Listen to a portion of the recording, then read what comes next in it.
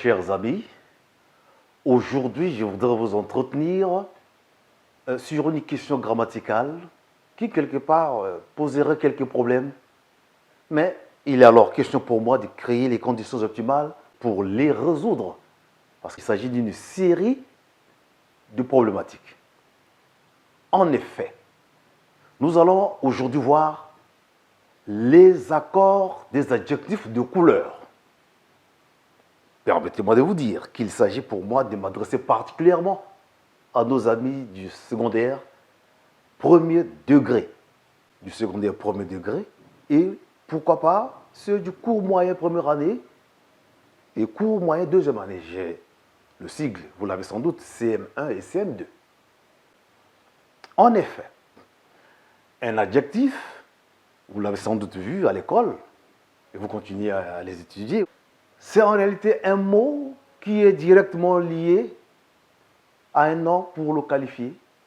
Lorsqu'il est directement lié, on appelle ça, la fonction est, c'est l'épithète.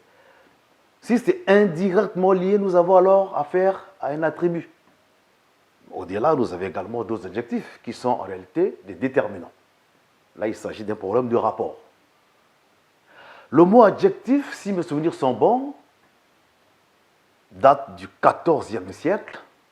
Donc le XIVe siècle, c'est le siècle où nous sommes partis de la langue latine pour la langue française. Et les adjectifs ne sont pas seuls, nous parlons des adjectifs de couleur. Et une couleur, on le sait par définition, c'est une lumière qui sur la surface d'un objet, notamment par l'impression visuelle. Voilà d'abord l'introduction, et nous allons progressivement dérouler notre raisonnement. Et c'est à vous d'avoir votre crayon, stylo, que sais-je, pour essayer de pouvoir marquer certaines annotations, parce qu'il s'agit là quand même de notions qui pourront vous aider. Chers amis, en introduction, je vous disais que j'allais vous entretenir sur les adjectifs de couleur. En réalité, il s'agit de l'accord des adjectifs de couleur. Souvent, nous entretenons des confusions permanentes et parfois même ridicules lorsque nous écrivons, car nous n'avons pas reçu une information avant, ou quelque part, l'information a été biaisée. Alors, essayez de prendre en compte les renseignements que je vais vous livrer. Quand je dis renseignements, parce qu'ici, je suis en train de faire un travail de grammairien de lexicographe, c'est-à-dire le dictionnariste. Ce n'est pas un cours au sens pédagogique classique où on est à l'école devant un tableau. Non. Voyez-vous la méthode, c'est l'écran. Et je fonctionne en diapositivité. Accord des adjectifs de couleur donc, je vais en donner d'abord quelques légères précisions. Les adjectifs de couleur font partie de ce qu'il est convenu d'appeler les adjectifs qualificatifs, car ils qualifient les noms auxquels ils se rapportent. Avant tout, nous allons donner les différents adjectifs de couleur avant d'en dégager les règles d'accord ou de non-accord. Premièrement, nous avons les couleurs pures telles que rouge, blanc, jaune, vert, noir, gris, blanc, brun, roux, châtain, etc. C'est-à-dire et les autres. Parce qu'on ne peut pas les citer tous, ce n'est pas évident. Dans l'accord, ces couleurs s'accordent en genre et en nombre avec le nom ou les noms qu'ils qualifient. Pourquoi? Parce que ce sont des adjectifs dits purs. Ils ne sont pas issus des noms de fruits ou des noms des animaux ou des noms des minéraux.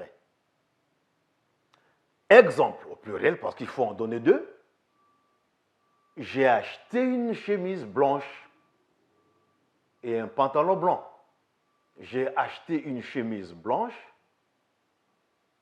et un pantalon blanc. Regardez. Blanche, adjectif de couleur, s'accorde avec le nom chemise ou le groupe nominal une chemise. Et blanc, adjectif de couleur pure, s'accorde lui avec le nom pantalon ou le groupe nominal un pantalon. Le chat noir ressemble à une panthère noire. Regardez bien. Le chat est du genre masculin et noir est resté au masculin singulier. Mais ressemble à une panthère noire. Panthère est du genre féminin et l'adjectif de couleur noire prend la marque du féminin. Dans ces conditions, on y ajoute un E. Ah, ne dites pas un N. Hein? Alors, cette règle ne s'applique pas aux adjectifs de couleur issus des noms des animaux, des végétaux et des minéraux, c'est-à-dire du monde animal, végétal et minéral. Pourquoi? Mais parce que la règle de grammaire nous l'interdit. La règle de grammaire nous l'interdit. Il faut que je puisse exemplifier pour renforcer la compréhension. Ma mère m'a donné les chaussures oranges. Je recommence. Ma mère m'a donné les chaussures oranges. Ici, je vais faire une leçon là-dessus. Les liaisons obligatoires et les liaisons facultatives. Ma mère m'a donné les chaussures oranges. Regardez bien là-bas, nous avons essayé de pouvoir mettre en gras et en rouge orange pour que ça frappe à vos yeux. Orange est resté au masculin singulier alors que son sujet d'accord est chaussure. Sinon, le groupe nominal, les chaussures. Pourquoi? Eh bien, l'adjectif orange est le fruit de l'oranger, donc du monde végétal, et la règle interdit tout accord. Mais pourquoi est-ce que j'ai choisi d'abord ce premier élément? Mais parce que lors de la dictée du cœur, j'y été invité. Bon, on m'avait appelé.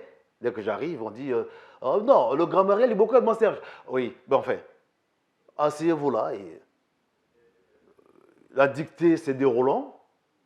J'étais dans un bloc où, généralement, à la fin de la dictée, j'avais dit orange ne s'accorde pas. Ceux qui étaient à côté de moi, bon, c'était de grandes personnes qui avaient accompagné leurs enfants, je crois, ils ont dit mais pourquoi? Parce qu'on dit les rayons orange ne s'accordent pas. J'ai dit attendez, lorsqu'on a retiré les copies, parce que moi aussi, j'avais préparé à la dictée. Je leur ai dit que orange ne s'accordait pas parce que c'est un adjectif de couleur, mais issu du monde végétal. Ils ont dit, ah bon? Oui, j'ai dit, c'était comme ça la règle. Effectivement, monsieur Julien Lepers, le champion, celui qui était l'ex-animateur de la question pour un champion avec lequel je me suis entretenu sur certains sujets, certains sujets grammaticaux, j'avais dit, parce que n'oubliez pas que Julien Lepers a écrit un ouvrage grammatical, pas des moindres. Les fautes de français, je dis les, je n'ai pas dit les fautes de français, plus jamais. C'était intéressant, et c'est intéressant comme ouvrage, pour que vous vous en procurez. Alors, je disais donc à ce moment-là que orange ne s'accordait pas parce qu'il s'agit d'un adjectif de couleur, certes, mais issu d'un fruit, d'un arbre qui a donné le fruit que vous avez ici dans des zones tropicales. Je vais vous illustrer par les images pour nos tout petits. Donc l'accord est interdit en grammaire. L'accord est interdit en grammaire. J'ai fait la liaison interdite en grammaire. J'ai fait la liaison, ça sont des liaisons facultatives. J'ai expliqué aussi. Il faut un deuxième exemple. Elle lave 2 chemises kaki. Regardez bien, vous, par habitude, l'adjectif kaki, vous ne l'accordez pas. Mais oui, vous avez peut-être raison, parce que l'adjectif kaki ne s'accorde jamais. Et oui, pourquoi? Mais parce que kaki est aussi le fruit d'un arbre qu'on appelle le plaque minier. Le kaki est bel et bien un fruit, mais plus comme adjectif ici. Conclusion, puisque la règle de grammaire nous dit, tant qu'il y a des noms, plutôt des adjectifs qualificatifs qui sont issus du monde végétal, du monde animal et du monde minéral, nous n'avons pas le droit de les accorder. On respecte cette règle. Les accorder serait une erreur grammaticale. Ici, nous sommes au niveau de la grammaire.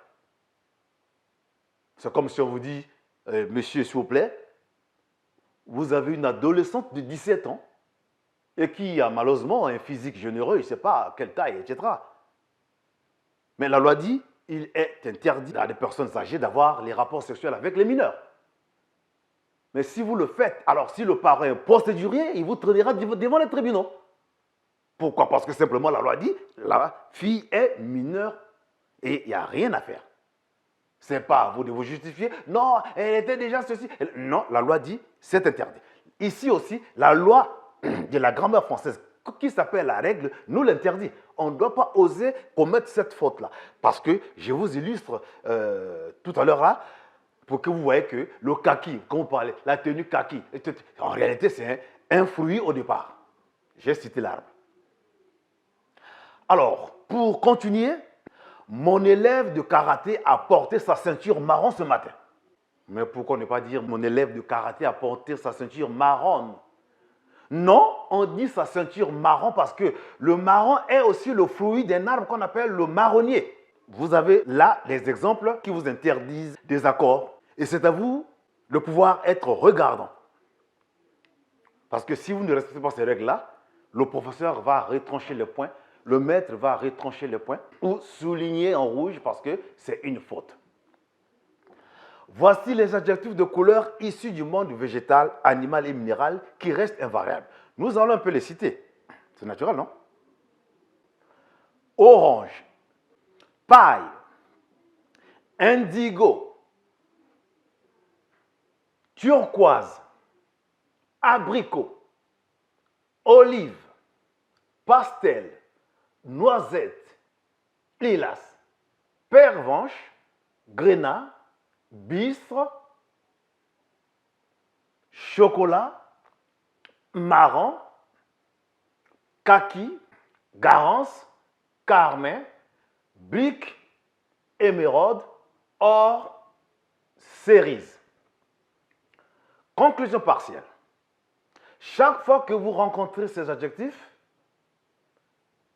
ne les accordez pas.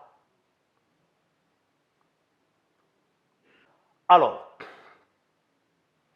ayant déroulé notre première partie, nous allons poursuivre notre entretien, et cette fois-ci sur les adjectifs de couleur, mais composés. Donc les adjectifs composés.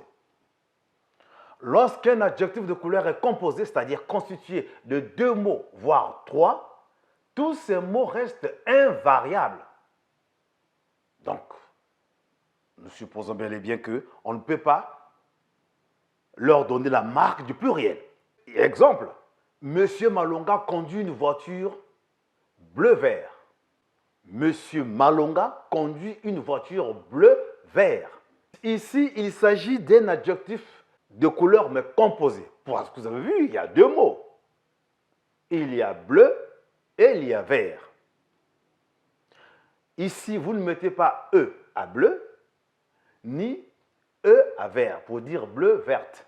Pourquoi? Parce que la règle dit, les adjectifs de couleur composés restent invariables, quel que soit le sujet. Le sujet féminin, masculin, pluriel, ces adjectifs-là restent invariables. Mais ici, je voudrais faire une précision. Lorsqu'il s'agit des couleurs pures, il faut les lier par un trait d'union obligatoirement. Ne pas le faire, eh bien, c'est une faute d'orthographe. Et là aussi, le professeur retranchera les points. Un autre exemple, voici les chaussures rouge-noir. Alors, à tout seigneur, tout honneur, je vais également rendre honneur à ceux qui sont à la tête du département ministériel concerné. Oh, je dirais, le professeur Jean-Luc Moutou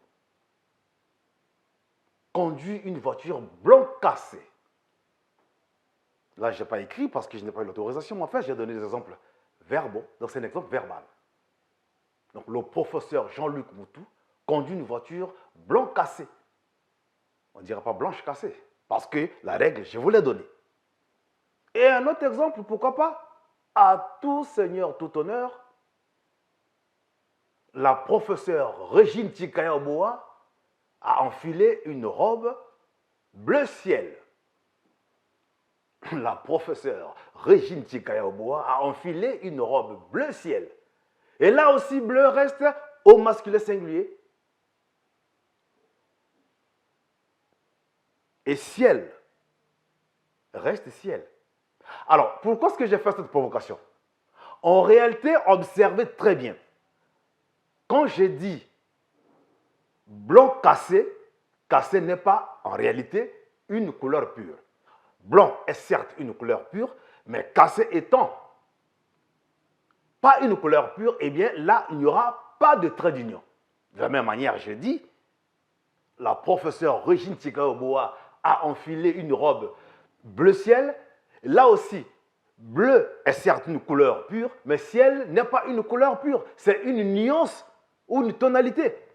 Comme j'aurais pu dire, une robe blanc clair. Clair là est une tonalité ou une nuance. À ce niveau-là, il n'y a pas de trait d'union. D'ailleurs, j'en viens. Ici, ces adjectifs composés doivent être obligatoirement liés par un trait d'union parce qu'ils sont des couleurs pures. Alors, j'ai anticipé, lorsque j'ai voulu rendre hommage à ceux qui sont à la tête de ce département ministériel, je pensais prendre des exemples comme ça pour, en quelque sorte, anticiper. Mais voici réellement mes intentions. Voici le contraire. Si les adjectifs composés sont constitués d'une couleur pure et d'une tonalité ou d'une nuance, tous les deux non seulement restent invariables, mais surtout il n'y a pas de trait d'union entre eux. Là, j'exemplifie parce que c'est sur le document.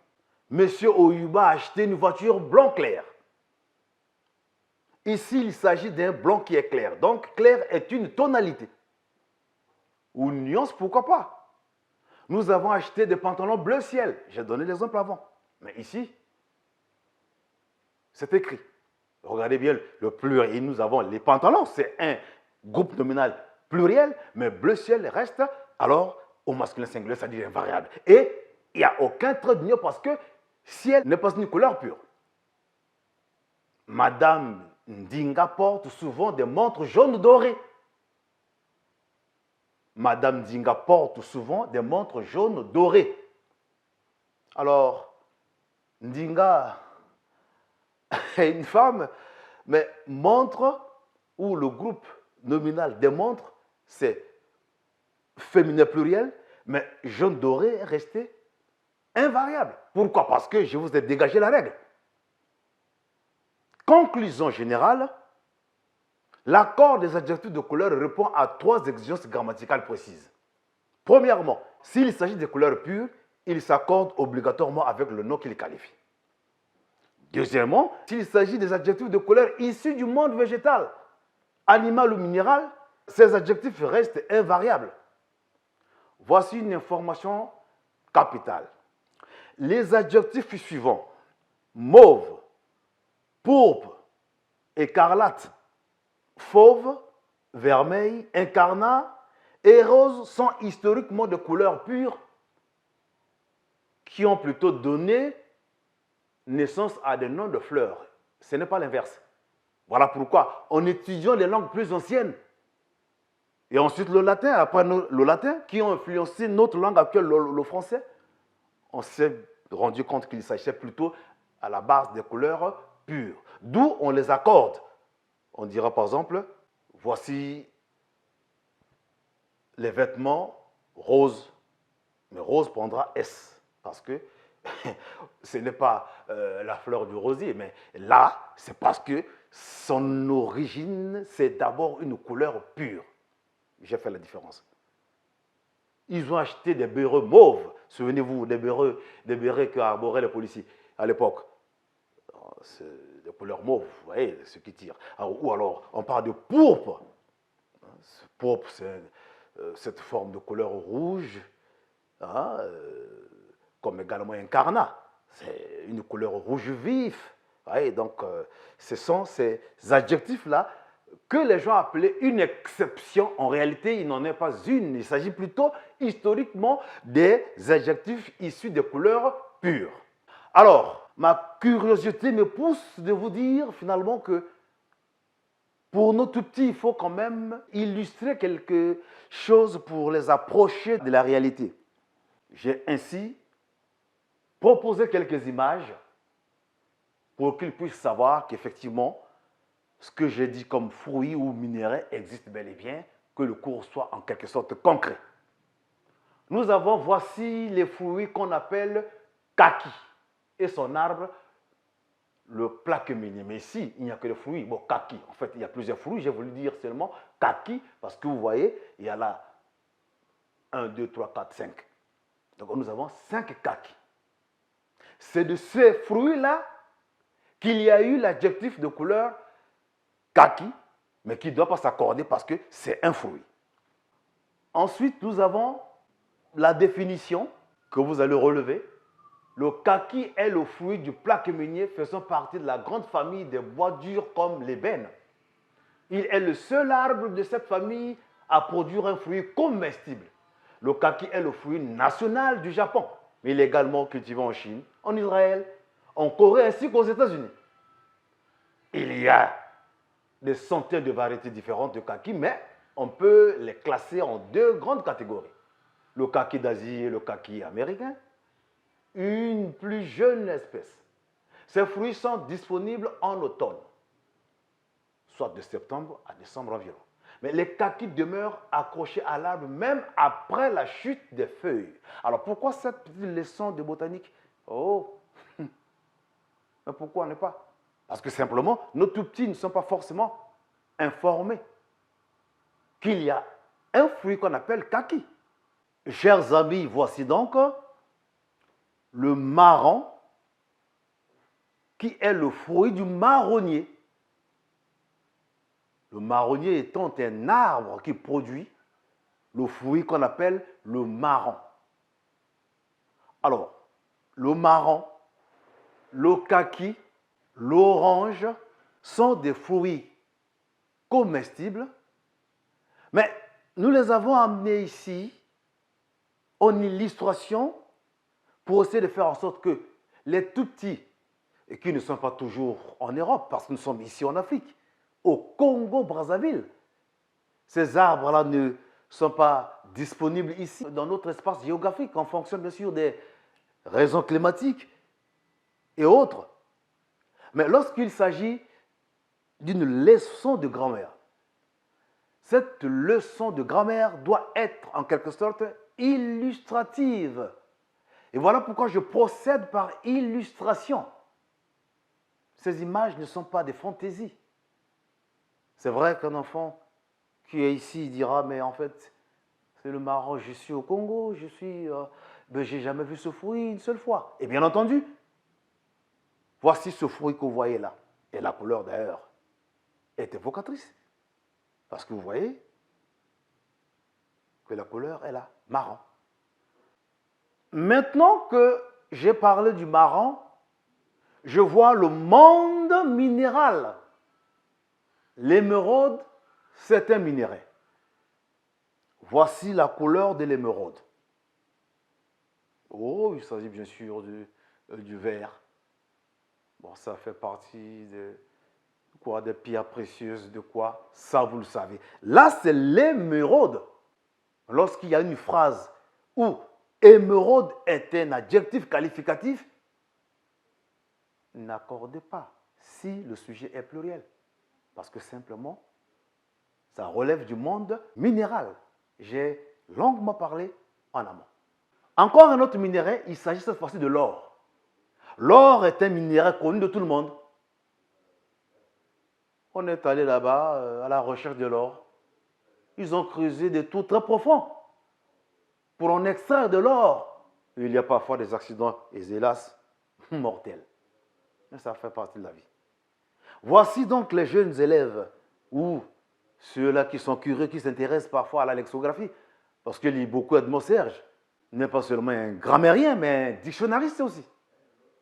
Et ici, je n'ai pas encore commencé véritablement un travail de lexicographie, mais on peut, à partir bien sûr de ces illustrations déjà, amorcer ce débat. Voici donc en image le minerai qu'on appelle l'or. Très précieux, très recherché. Et même certains États, leurs budgets sont construits là-dessus. Pourvu que vous soyez un pays où le minéral est disponible à une quantité importante. Alors, nous Nous avons aussi un fruit que vous connaissez très bien parce que dans votre zone tropicale, cet arbre pousse de manière régulière et très facile. Il s'agit de l'oranger. Alors, s'il vous plaît, ne dites pas l'oranger, c'est l'oranger. C'est un arbre qui produit un fruit que vous connaissez bien, l'orange. Un fruit disponible sur les marchés congolais. J'ai dit un fruit disponible sur les marchés congolais. Ne dites pas dans les marchés, parce que simplement, quand on dit sur les marchés, ça veut dire que c'est en vente. Or, lorsque vous dites que c'est dans les marchés ou dans le marché, vous êtes à l'intérieur d'un volume, quelqu'un vous appelle au téléphone, où est-ce que vous êtes? Non, je suis dans le marché, parce que le marché constitue un volume. Vous êtes immergé là-dedans. Mais lorsqu'il s'agit d'un objet, d'un article qui est vendu, l'expression consacrée et qui restera d'ailleurs, c'est sur le marché. C'est comme on parle aussi, excusez-moi, c'est une parenthèse, mais tient compte de la logique grammaticale. On est sur le terrain. Lorsqu'il y a une rencontre footballistique en tout temps, vous avez des rencontres footballistiques en permanence. Mais les joueurs sont sur le terrain. Ça veut dire qu'ils sont en train de jouer au football. Mais en réalité, les stades actuellement sont construits en volume, de sorte que tous ceux qui s'y trouvent sont carrément dedans. Lorsqu'un collègue t'appelle, ou un ami, je ne sais pas qui d'autre, où est-ce que vous êtes? Non, je suis dans le stade. Mais quand on joue, on est sur le terrain. Et là, je profite pour essayer de faire une petite leçon de phonétique parce que j'entends souvent les gens dire sur le terrain. Alors, s'il vous plaît, ce n'est pas un E fermé, c'est un E ouvert. On dira terrain et non terrain. Et aussi, pourquoi ne pas continuer de dire la République et non République.